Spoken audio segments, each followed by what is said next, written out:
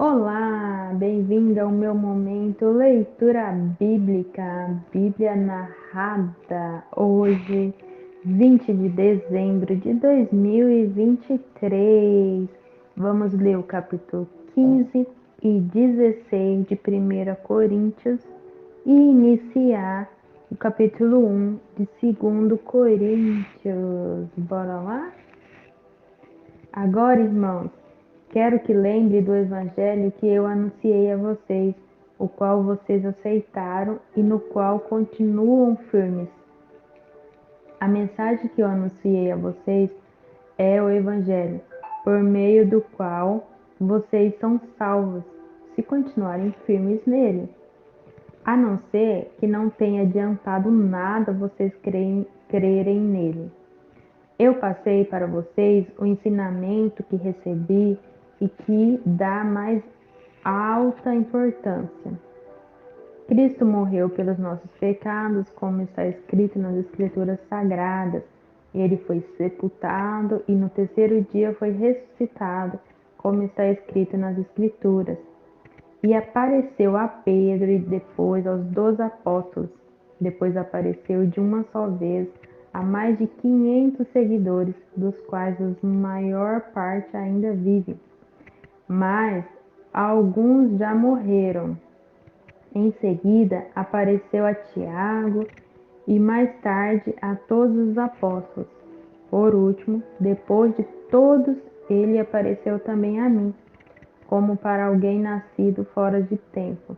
De fato, eu sou o menos importante dos apóstolos e até nem mereço ser chamado de apóstolo, pois persegui a igreja de Deus. Mas pela graça de Deus sou o que sou, e a graça que ele me deu não ficou sem resultados. Pelo contrário, eu tenho trabalhado muito mais do que todos os outros apóstolos. No entanto, não sou eu quem tem feito isso, e sim a graça de Deus que está comigo. Assim, não importa se a mensagem foi entregue por mim ou se foi entregue por eles. O importante é que foi isso que todos nós anunciamos, e foi nisso que vocês creram. Se a nossa mensagem é que Cristo foi ressuscitado, como é que alguns de vocês dizem que os mortos não vão ressuscitar? Se não existe a ressurreição de mortos, então quer dizer que Cristo não foi ressuscitado? E se Cristo não foi ressuscitado, nós não temos nada para anunciar e vocês não têm nada para crer? E mais ainda, neste caso estaremos mentindo contra Deus, porque afirmamos que ele ressuscitou Cristo. Mas se é verdade que os mortos não são ressuscitados, então Deus não ressuscitou Cristo? Porque se os mortos não são ressuscitados, Cristo também não foi ressuscitado? E se Cristo não foi ressuscitado, a fé que vocês têm é uma ilusão e vocês continuam perdidos nos seus pecados? Se Cristo não ressuscitou, os que morreram crendo nele estão perdidos? Se a nossa esperança em Cristo só vale para esta vida, nós somos as pessoas mais infelizes deste mundo? Mas a verdade é que Cristo foi ressuscitado, e isto é a garantia de que os que estão mortos também serão ressuscitados. Porque assim como por meio de um homem veio a morte, assim também por meio de um homem veio a ressurreição. Assim como por estarem unidos com Adão, todos morrem, assim também por estarem unidos com Cristo, todos ressuscitarão. Porém, cada um será ressuscitado na sua vez.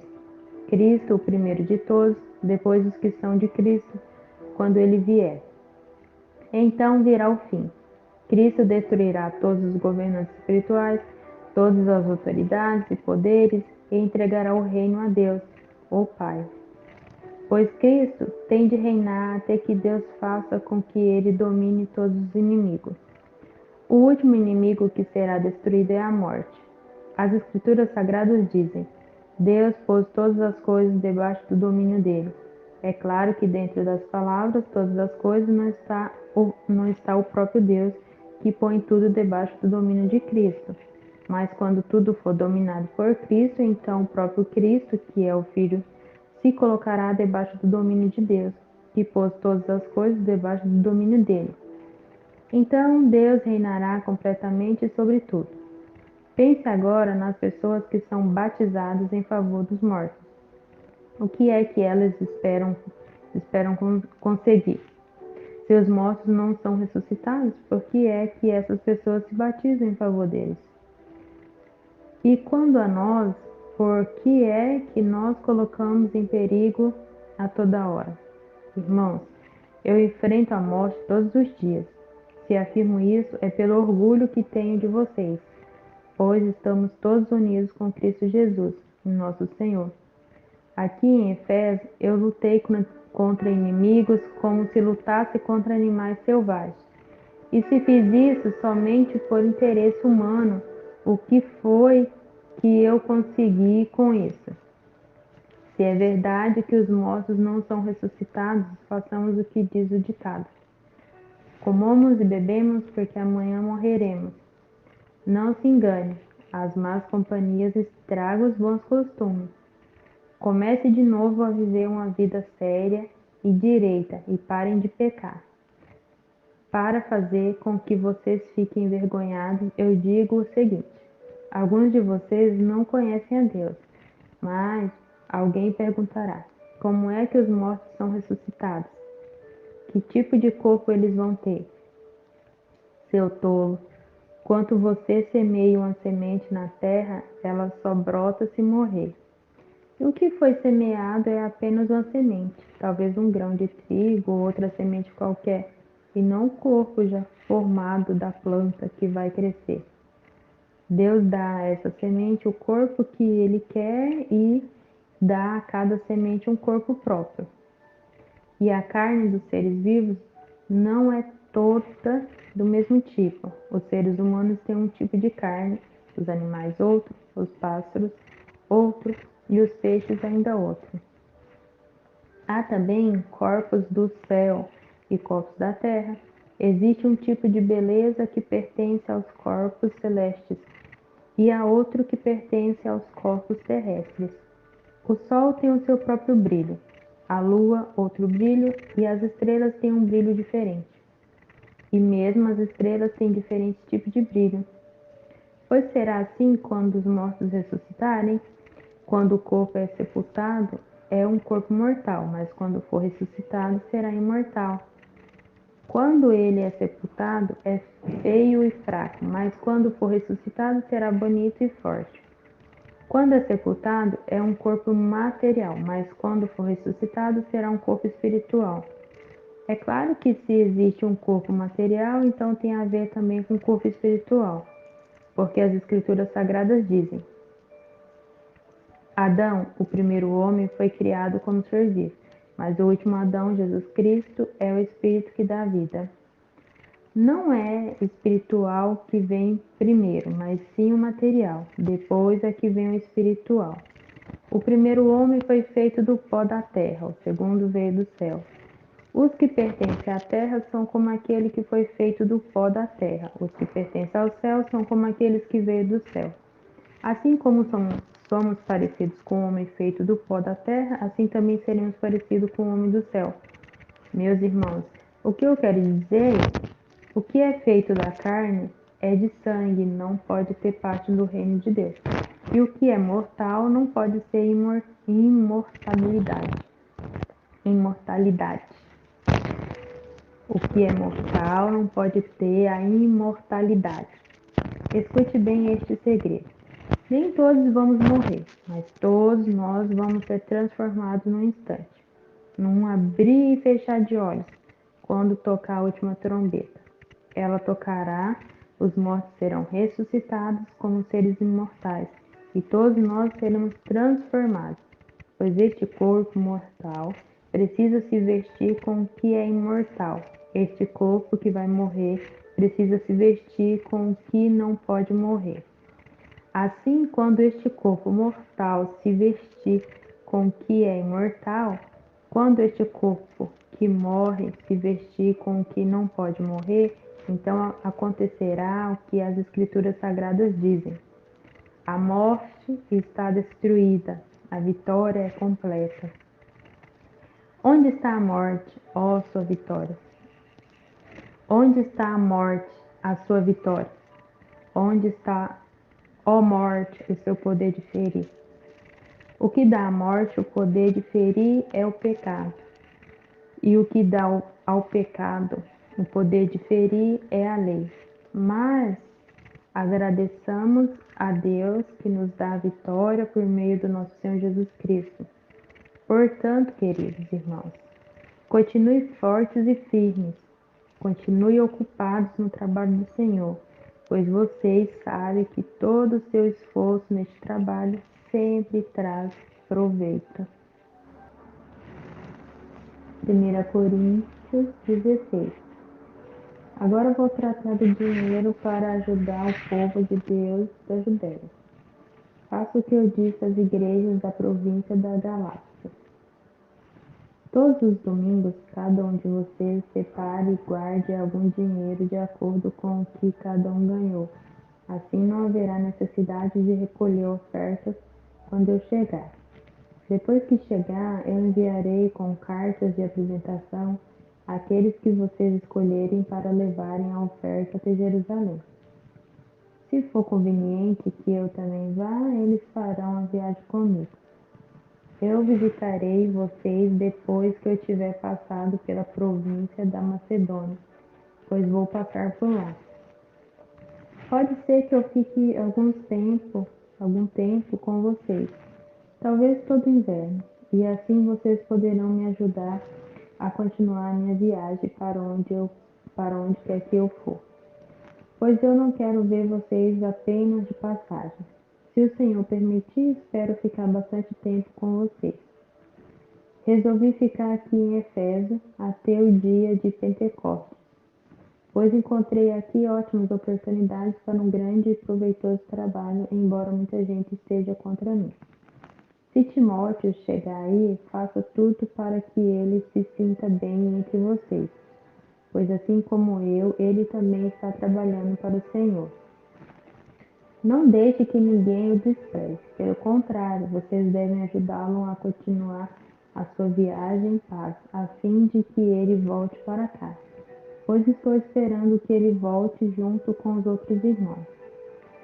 Quanto ao irmão Apolo, tenho recomendado muitas vezes que vá visitar vocês com os outros irmãos, mas ele acha que não deve ir agora. Ele irá na primeira oportunidade. Estejam alertas, fiquem firmes na fé, sejam corajosos, sejam fortes. Que tudo o que vocês fizerem seja feito com amor. Vocês conhecem Stefanas e a família dele. Vocês sabem que eles foram os primeiros cristãos convertidos na província da Acaia e que eles têm se dedicado ao serviço do povo de Deus. Peço a vocês, meus irmãos, que sigam a orientação deles e de outros que os ajudem e trabalham com eles. Eu estou alegre com a vinda de Estefanas, de Fortunato e de Acaico, pois eles fizeram o que vocês, por estarem ausentes, não podiam fazer. Eles me animaram muito e sei que animaram vocês também. Gente como essa merece elogios. As igrejas da província da Ásia mandaram saudações. Áquila e sua esposa Priscila e a igreja que se reúne na casa deles mandaram saudações cristãs a vocês. Todos os irmãos daqui mandaram saudações, cumprimentos uns aos outros com um beijo de irmão. Escrevo isso com a minha própria mão, saudações de Paulo. Quem não ama o Senhor, que seja amaldiçoado. Maranatá, vem nosso Senhor. Que a graça do nosso Senhor Jesus esteja com vocês e que o meu amor esteja com todos vocês, pois estamos unidos com Cristo Jesus. 2 Coríntios 1. Eu, Paulo, apóstolo de Cristo Jesus, pela vontade de Deus, escrevo junto com o nosso irmão Timóteo essa carta à Igreja de Deus que está na cidade de Corinto e também a todo o povo de Deus espalhado por toda a província da Acaia. Que a graça e a paz de Deus, o nosso Pai, e do Senhor Jesus Cristo seja com vocês. Louvado seja o Deus e Pai do nosso Senhor Jesus Cristo, o Pai bondoso, o Deus de quem todos recebem ajuda.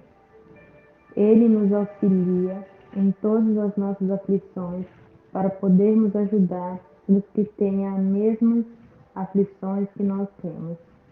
E nós damos aos outros a mesma ajuda que recebemos de Deus. Porque assim como tomamos parte nos muitos sofrimentos de Cristo, assim também, por meio dele, participamos da sua grande ajuda.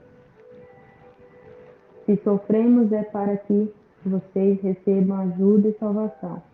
Se somos ajudados, então vocês também são e recebem força para suportar com paciência os mesmos sofrimentos que nós suportamos. Deste modo, a esperança que temos em vocês está firme, pois sabemos que assim como vocês tomam parte dos nossos sofrimentos, assim também recebem a ajuda que Deus dá. Irmãos, queremos que saibam das aflições pelas quais passamos na província da Ásia. O sofrimento que suportamos foram tão grandes e tão duros que já não tínhamos mais esperança de escapar de lá com vida. Nós nos sentimos como condenados à morte, mas isso aconteceu para que aprendêssemos a confiar não em nós mesmos, e sim em Deus que ressuscita os mortos. Ele nos salvou e continuará a nos salvar destes terríveis perigos de morte. Sim, nós temos posto nele a nossa esperança na certeza de que ele continuará a nos salvar. Enquanto vocês nos ajudam orando por nós, assim Deus responderá às muitas orações feitas em nosso favor e nos abençoará, e muitos lhe agradecerão as bênçãos que ele nos dará. E disto que temos orgulho. A nossa consciência nos afirma que a nossa maneira de viver no mundo é especialmente em relação a vocês. Tem sido dirigida pela fraqueza e sinceridade que Deus nos dá e também pelo poder da sua graça e não pela sabedoria humana. Pois escrevemos a vocês somente o que vocês podem ler e entender. Agora vocês nos entendem só em parte, mas espero que cheguem a nos compreender completamente para que nos dias do nosso Senhor Jesus, vocês tenham orgulho de nós, como nós temos de vocês. Eu estava tão certo de tudo isso que no início fiz planos para ir visitar vocês, a fim de que vocês pudessem ser abençoados mais uma vez. De fato, eu estava pensando em visitá-los na minha ida para a província da Macedônia e também na volta, a fim de conseguir ajuda para a minha viagem à Judéia. Será que fui irresponsável quando resolvi fazer isso? Será que, ao fazer os meus planos, penso somente nos meus próprios interesses e por isso digo sim, sim e não, não ao mesmo tempo? Em nome de Deus, que é verdadeiro, o que prometi a vocês, não foi um sim e um não ao mesmo tempo. Pois Jesus Cristo, o Filho de Deus, que foi anunciado entre vocês por Silas, por Timóteo e por mim mesmo, não é sim e não ao mesmo tempo. Pelo contrário, ele é o sim de Deus, porque é o sim de todas as promessas de Deus. Por isso dizemos amém, por meio de Jesus Cristo, para a glória de Deus. Pois é o próprio Deus que nos dá a nós e a vocês a certeza de que estamos unidos com Cristo. E foi Deus quem nos separou para si mesmo. Como dono, ele pôs a sua marca em nós e colocou no nosso coração o Espírito Santo e a garantia das coisas que ele guarda para nós. Eu chamo Deus como minha testemunha, e ele conhece meu coração, a fim de evitar aborrecimentos para vocês. Resolvi não ir até Corinto. Não estamos querendo mandar na sua fé, pois vocês estão firmes na fé. Pelo contrário, queremos trabalhar com vocês para que vocês sejam mais felizes ainda.